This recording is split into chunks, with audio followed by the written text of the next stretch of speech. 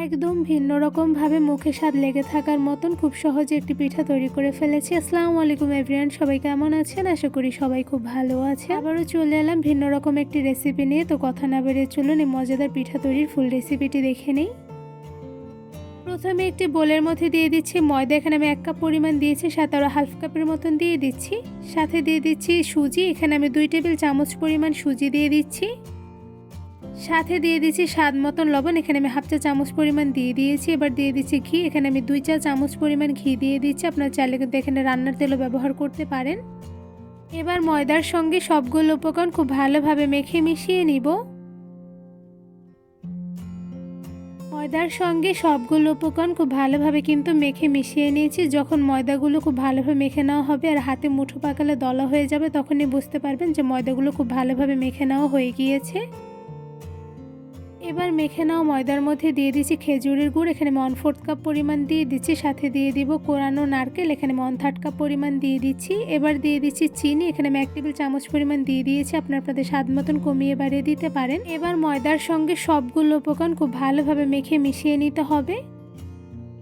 ময়দার সঙ্গে সবগুলো উপকরণ খুব ভালোভাবে মেখে যখন দেখবেন হাতের মুঠে দলা পেকে যাচ্ছে, তখনই বুঝতে পারবেন খুব ভালোভাবে মেখে নেওয়া হয়ে গিয়েছে। এবারে ময়দার মধ্যে দিয়ে দিচ্ছি পানি। এখানে আমি অল্প পরিমাণ করে পানি দিয়ে খুব ভালোভাবে মেখে নিব। একদম বেশি পানি দিতে যাবে না, অল্প পরিমাণ করে পানি দিয়ে খুব সফটভাবে একটি ডো তৈরি করে নিতে হবে।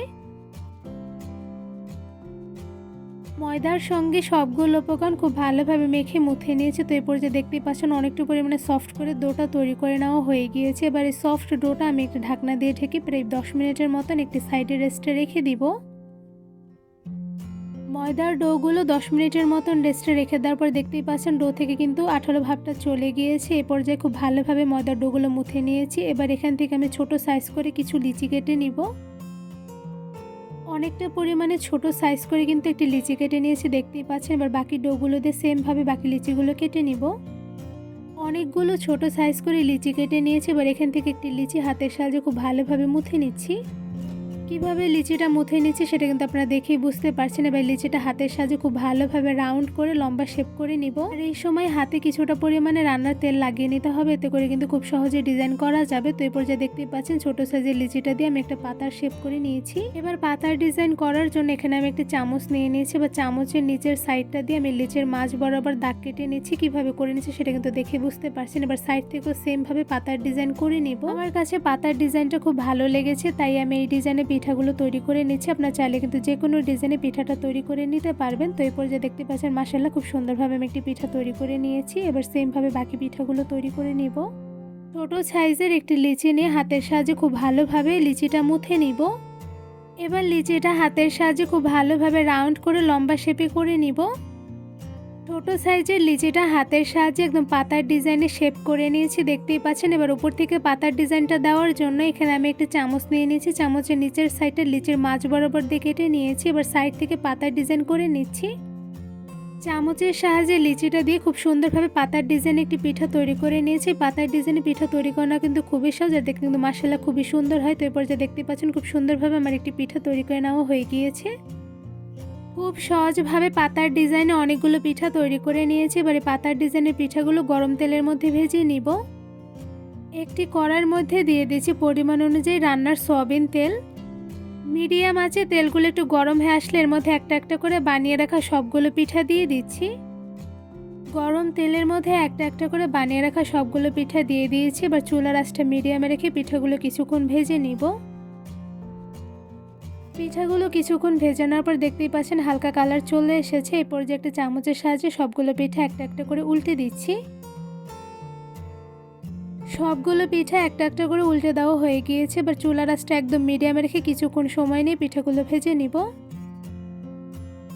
পিঠাগুলো ভাজার সময় চুলার আঁচটা একদম মিডিয়ামে রেখে একটু বেশি সময় নিয়ে পিঠাগুলো ভেজে নিতে হবে, তাহলে কিন্তু পিঠার ভেতর থেকে খুব ভালোভাবে কুকড হবে। তো এরপর যে একটা চামচের সাহায্যে সবগুলো পিঠা একটা একটা করে উল্টে দিয়েছি। এবার মিডিয়াম আঁচে পিঠাগুলো গোল্ডেন ব্রাউন কালার করে ভেজে নিব। চুলার আঁচ মিডিয়ামে রেখে অনেকটা সময় নিয়ে পিঠাগুলো গোল্ডেন ব্রাউন কালার করে ভেজে নিয়েছি। এরপর যে পিঠাগুলো কিন্তু ভেজে নেওয়া হয়ে গিয়েছে। এবার একটি ছাঁকনির সাহায্যে ছেঁকে সবগুলো পিঠা তুলে নিচ্ছি। মাশাআল্লাহ পিঠাগুলো ভেজে নেওয়ার পর দেখতেই পাচ্ছেন খুব সুন্দর কালার এসেছে। এবার পিঠাগুলো আমি একটি ঝুড়িতে তুলে নিব। একদম ভিন্ন রকমভাবে মুখে স্বাদ লেগে থাকার মতন দারুণ মজাদার একটি পিঠা তৈরি করে ফেলেছি কোনো রকম ঝামেলা ছাড়াই। এই পিঠাগুলো দেখতে যেমন মাশাআল্লাহ সুন্দর হয়েছে, খেতে কিন্তু অসম্ভব পরিমাণে মজাদার হয়ে থাকে। কোনো রকম ঝামেলা ছাড়া শুধুমাত্র অল্প কিছু উপকরণ দিয়ে মজাদার পিঠাগুলো কিন্তু খুব সহজে তৈরি করে ফেলা যায়। পিঠাগুলো ভেজে খেতেও যেমন ভালো লাগে, সাথে কিন্তু দুধের শিরায় ভিজিয়ে খেতেও বেশ মজাদার হয়ে থাকে। পিঠাগুলো দেখতে পাচ্ছেন মাশাআল্লাহ খুব সুন্দর কালার করে ভেজে নিয়েছি। এবার এই পিঠাটা আমি একটু আপনাদের ভেঙে দেখাচ্ছি অ্যাকচুয়ালি ভিতরে কেমন হয়েছে। এই তো দেখতেই পাচ্ছেন পিঠার ভিতরে কিন্তু খুব সুন্দরভাবে ওয়েল কুকড হয়েছে, আর সাথে কিন্তু হয়েছে ভীষণ পরিমাণে সফট, আর উপর থেকে হালকা পরিমাণে মুচমুচেও হয়েছে। এই ভিন্ন রকম স্বাদের পিঠাটা খেতে যে কতটা পরিমাণে মজাদার হয় তা কিন্তু একবার বাসায় বানিয়ে না খেলে একদমই বুঝবেন না। শুধুমাত্র কয়েকটা উপকরণ দিয়ে কিন্তু এই ঝটপট এই মজাদার পিঠাটা খুব সহজে তৈরি করে নিতে পারবেন। এই ভিন্ন রকম স্বাদের পিঠা তৈরির রেসিপিটি আপনাদের কাছে কেমন লেগেছে তা অবশ্যই কমেন্ট করে জানাবেন। রেসিপিটি ভালো লেগে থাকলে আমার চ্যানেলটি সাবস্ক্রাইব করে ভিডিওতে বেশি বেশি লাইক কমেন্ট শেয়ার করে আমার পাশেই থাকবেন। আজকে এখানে বিদায় নিচ্ছি। সবাই সুস্থ থাকবেন, ভালো থাকবেন। আল্লাহ হাফিজ।